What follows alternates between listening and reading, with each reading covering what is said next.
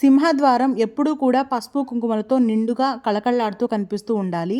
గుమ్మాన్ని ఏ విధంగా అయితే అలంకరిస్తామో గుమ్మానికి ఉన్న డోర్ను కూడా అదే విధంగా అలంకరించుకోవాలి. ఎప్పుడు కూడా డోర్ మీద ప్లెయిన్ గా అలానే ఉంచేయకూడదు.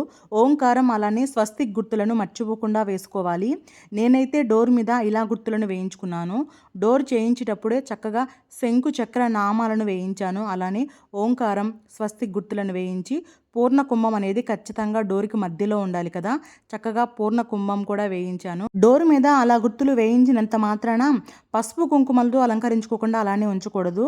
ఎప్పుడు కూడా నేను ద్వారలక్ష్మి పూజ ఎప్పుడైతే చేసుకుంటూ ఉంటానో చక్కగా ద్వారలక్ష్మి పూజ చేసుకున్న తర్వాత ఇలా డోర్ని నీట్గా క్లాత్తో తుడిచేసిన తర్వాత పసుపుతో అలానే కుంకుమ బొట్లతో అందంగా అలంకరించుకుంటాను. ప్రతి గురువారం సాయంత్రం ఖచ్చితంగా ఇలా చేస్తూ ఉంటాను. మళ్ళీ వచ్చే గురువారం వరకు ఈ బొట్లు ఇలానే ఉంటాయి. మళ్ళీ తుడిచి మళ్ళీ పెట్టుకుంటూ ఉంటాను. పసుపు నీళ్ళు చల్లేటప్పుడు డోర్ మీద కూడా చల్లితే మంచిది.